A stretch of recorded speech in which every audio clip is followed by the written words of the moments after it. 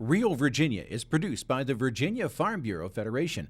Become a Farm Bureau member today.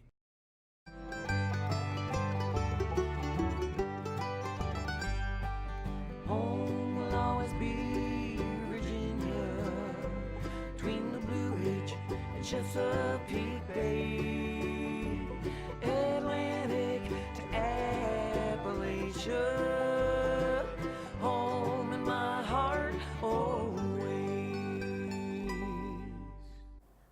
Hello everyone and welcome to Real Virginia, a show about Virginia agriculture and all the people who produce the wonderful foods we enjoy. The 2012 State Fair of Virginia is in the history books and there's already plans for 2013. We'll show you how to prepare a delicious fall treat using apples and your crock pot. And Virginians were able to visit 6 farms as part of Virginia Farm Bureau's virtual farm tour. Welcome back everyone. We are here in Albemarle County at Albemarle Cider Works where they grow wonderful vintage Virginia apples, and that's a theme that you'll see throughout our show this month. And also we're going to be celebrating agriculture throughout our show, and that's a theme that also worked very well with the State Fair of Virginia. The State Fair dates back to 1854, but there almost wasn't one this year when the former fair organization declared bankruptcy last spring. Fortunately, Universal Fairs of Tennessee purchased the property at auction and vowed to put on a fair this year. And the Virginia Farm Bureau Federation partnered with that group to make sure the State Fair of Virginia remained true to its agricultural roots. Most of the old favorites returned this year, including livestock exhibits, blue ribbon competitions, horse events, and of course the Midway and the delicious food. Visitors to this year's fair were pleased the tradition continued, and the Farm Bureau and Universal Fairs are already working on plans to expand and improve the fair next year. Mark your calendar, the 2013 State Fair of Virginia is set for September 27th through October 6th. One exhibit that was a favorite with young and old visitors was the Dairy Birthing Barn, where dairy calves were born almost every day of the fair. Veronica Romoser reports it's one of the most educational exhibits on the fairgrounds. Rich Kniebel has been traveling around the country with his birthing centers for more than 20 years. Kniebel is from Indiana, but uses local cows at each birthing center. These cows at the State Fair of Virginia were from a Goochland County farm. You do not want to transport no further than you have to. And having it tied to the a local in the community just seems to work a lot better. Kniebel says it's important to create that local connection for consumers. An ag fair like this, I think, is so important to the public. Now, we're from Indiana, what I call rural Indiana.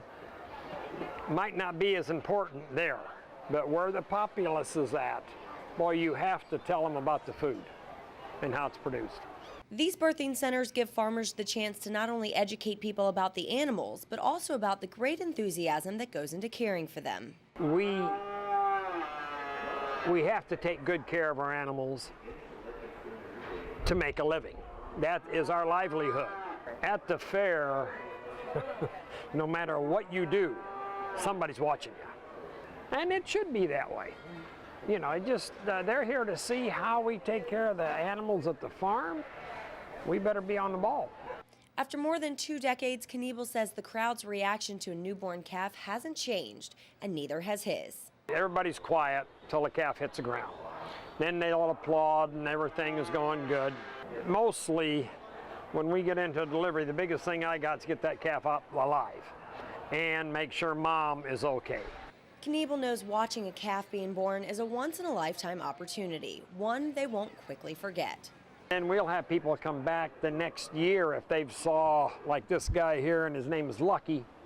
They'll come back and want to know how Lucky's doing and his mom, you know. Reporting at the State Fair of Virginia in Doswell, I'm Veronica Romoser. Fall is officially here, but many gardeners are still growing fall vegetable crops all the way until the first frost. As Mark Viette shows us, it's easy to grow fall vegetables in the garden.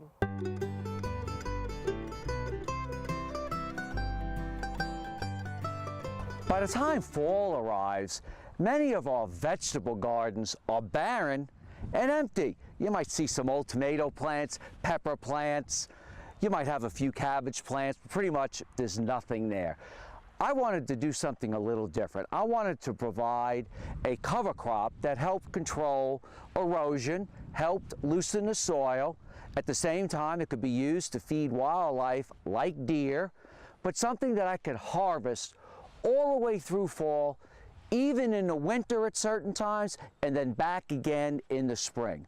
So I made my own mixture.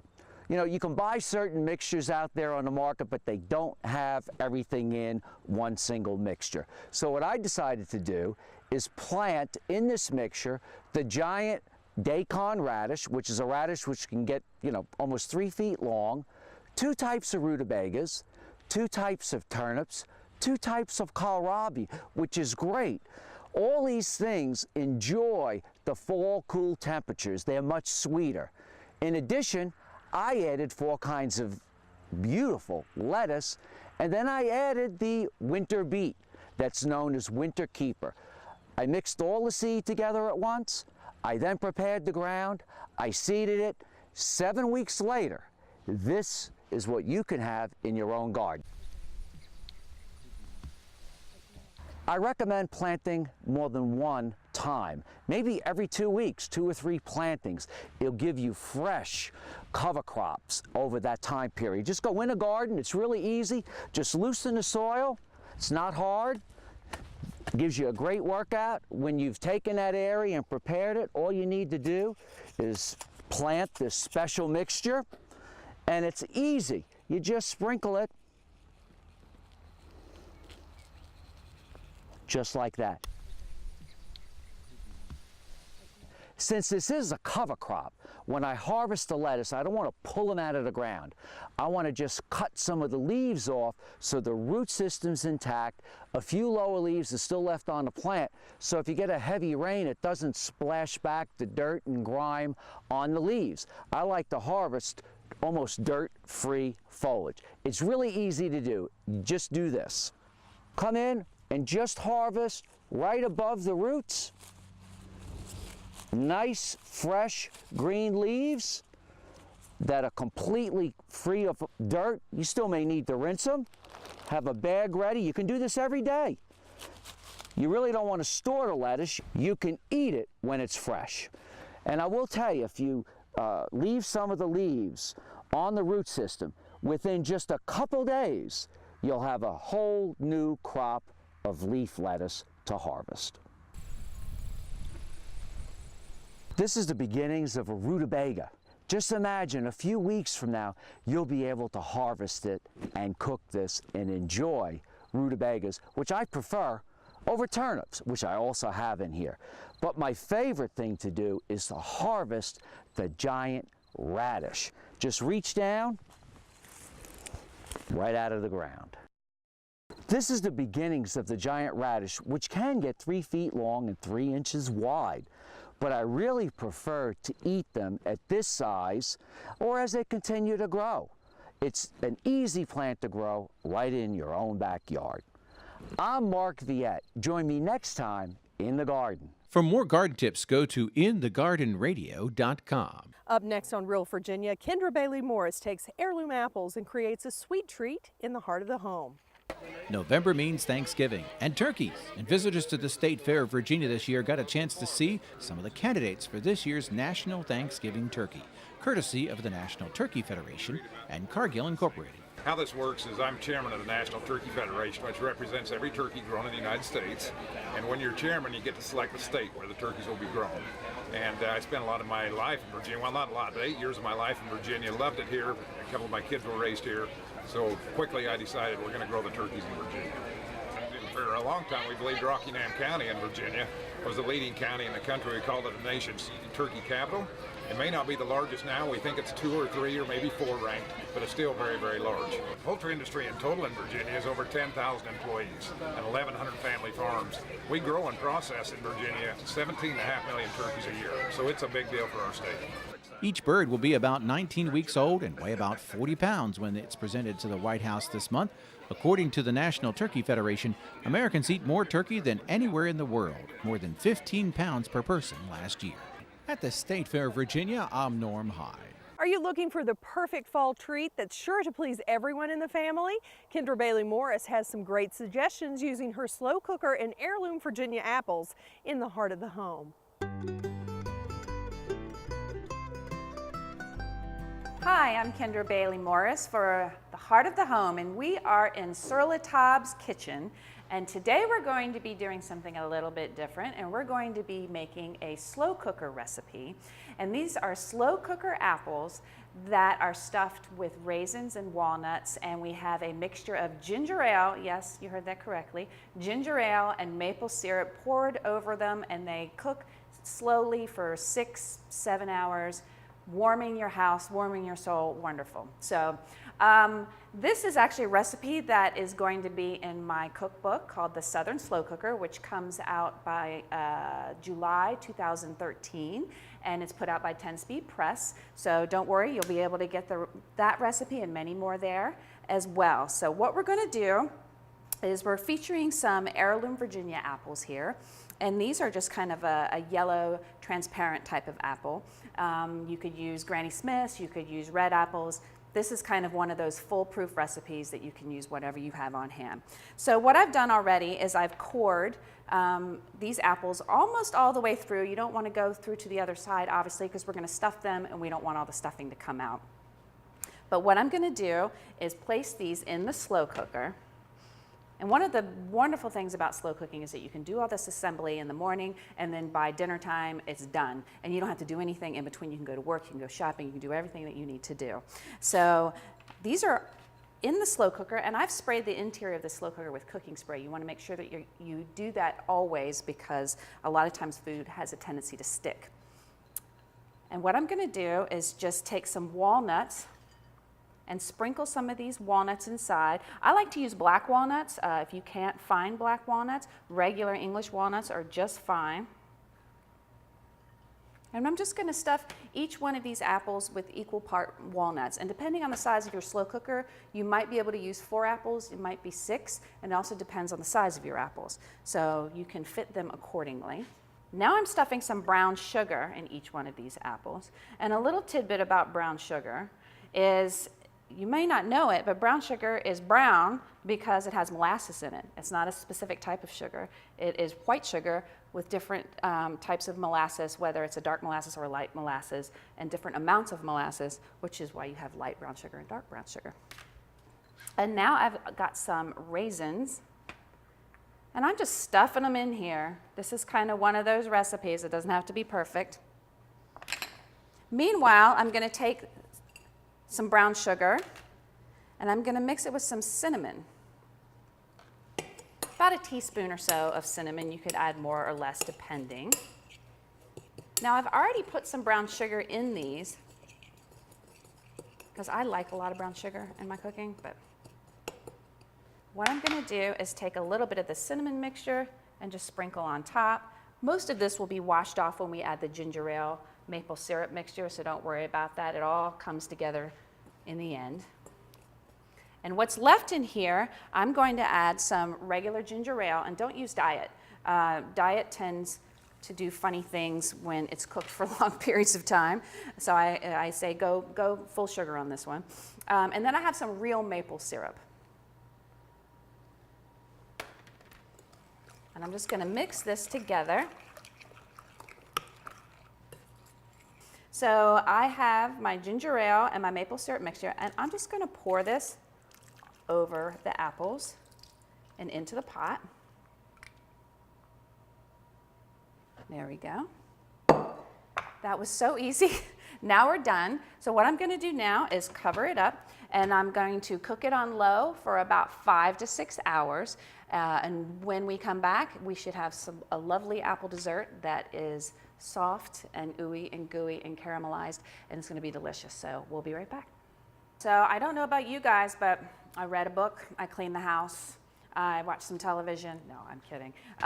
Through the magic of television, we are now 6 hours later, and we have our apples that are fully finished, and you can see the transformation that has taken place from those green apples to these really beautiful brown, caramelized, soft, sugary apples. And so this is actually, for a dessert, relatively healthy.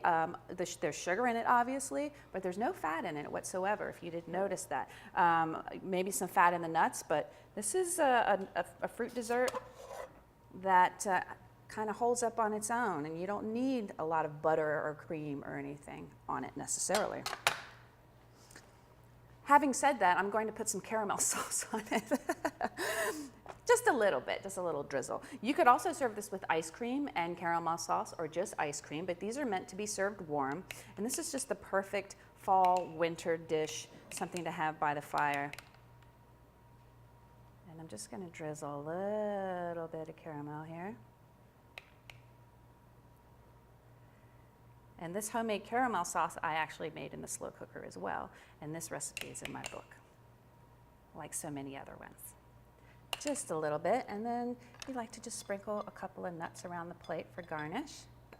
And here you have it, slow cooker apples in a ginger maple syrup sauce, slow cooked in the slow cooker all day. Your house will smell amazing. I highly encourage that you make it on the first snowfall. I'm Kendra Bailey Morris for Heart of the Home.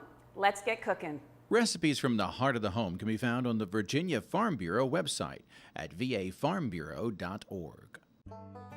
Virginia apple orchards suffered from some frost damage this spring, so production could be off from previous years, but there should be plenty of fresh apples to enjoy.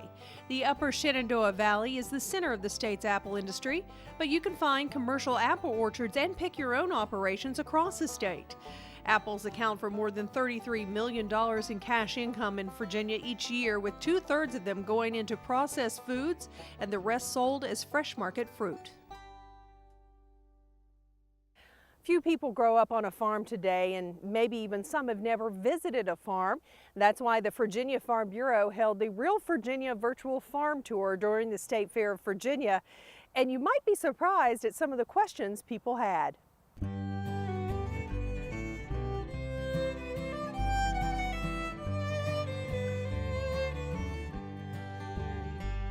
Guests at the State Fair of Virginia had plenty of questions about agriculture. A panel of farmers and other industry professionals provided answers to consumers during the Real Virginia virtual farm tour. The tour took both live and online viewers to 6 different farms across the state virtually through video. In addition to audience questions, online viewers had the chance to ask questions to the panel by email and social media. One viewer asked, "What do poultry growers do in the winter when the power goes out?" And some people have generators. Again, a lot of those storms, you know, they're catastrophic not only to farm animals, but to homes, to businesses. And it's something that's unfortunate to have to deal with. Margaret Ann Smith, a Rockbridge County beef producer on the panel, said her farm is buying generators to help water their cattle. She also answered questions about use of antibiotics on her farm. We use antibiotics when necessary in our livestock. As a producer, we're bestowed of taking care of the stewardship of our animals. Animals, just like humans, get sick. However, they can't raise their hoof and say, "I don't feel good today. I need something. I need some Tylenol." They can't tell us that. So we watch and observe their eating habits, how they conduct themselves, and we treat when necessary by using a consulting veterinarian. Another question focused on the lack of farm reports on local radio stations. Even farmers know that today's society is far removed from their food supply. Back in the day, I remember in North Carolina getting farming news. Why don't we see or hear more farming news in the general media, except when there's a disaster or a drought? That's when we hear it. I think part of that is there's far fewer farms today. Used to be the farm size was maybe 100 acres or so. So, you know, a county had several hundred farmers. Today, the average farm size in my area of the country is 2, 3, 4, 5,000 acres. The Real Virginia virtual farm tour is still available to watch online at vafarmbureau.org. It's a great chance to learn more about how your food is grown.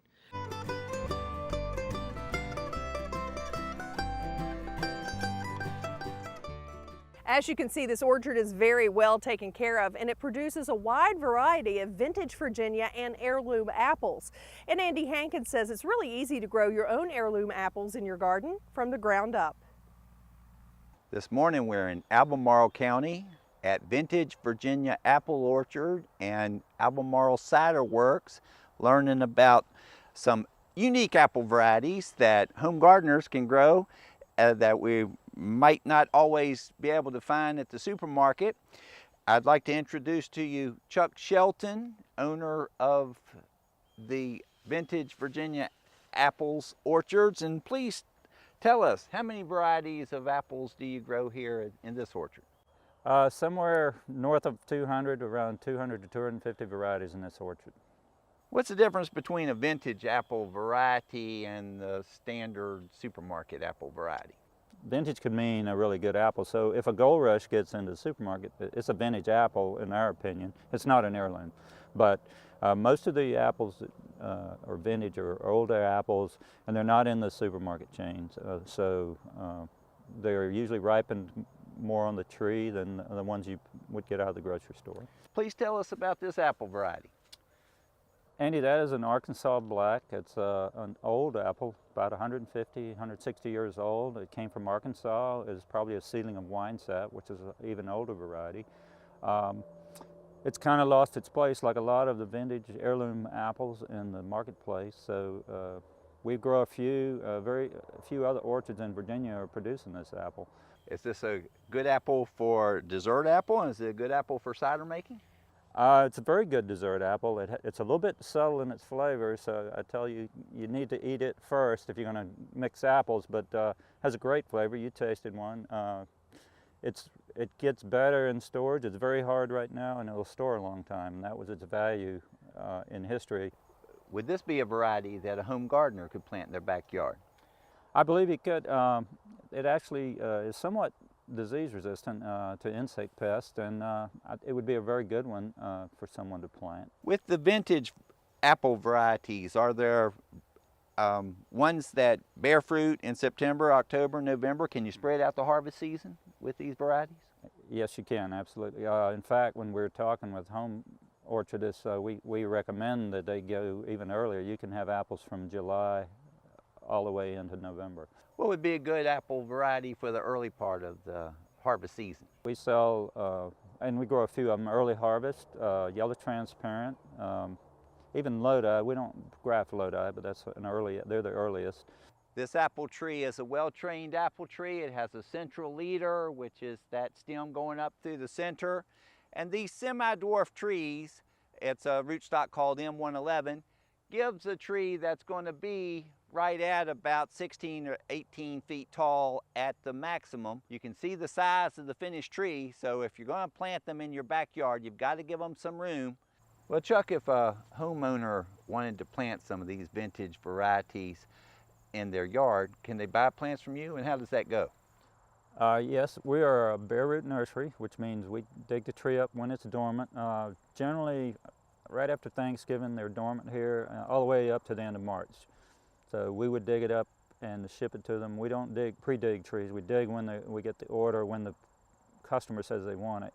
So if I don't know what your varieties are, how is the best way to find out what you've got to offer? The best way is to look on our website, kind of get a feel for what you might want. If you know an apple variety you want, look if we have it. You can place your order when our catalog comes up in November probably this year. And it's only up when you're able to order, and you will see an order button beside the tree for us.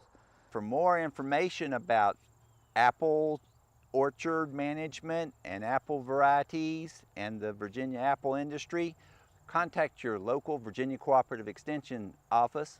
We'll see you next time on From the Ground Up. We're so glad you could join us this month to celebrate the bounty that Virginia has to offer, whether it's in your kitchen, your home, your landscape, or your garden, or even our wide open spaces. This truly is real Virginia. So for everyone from the Virginia Farm Bureau, thanks for watching. Make it a good month.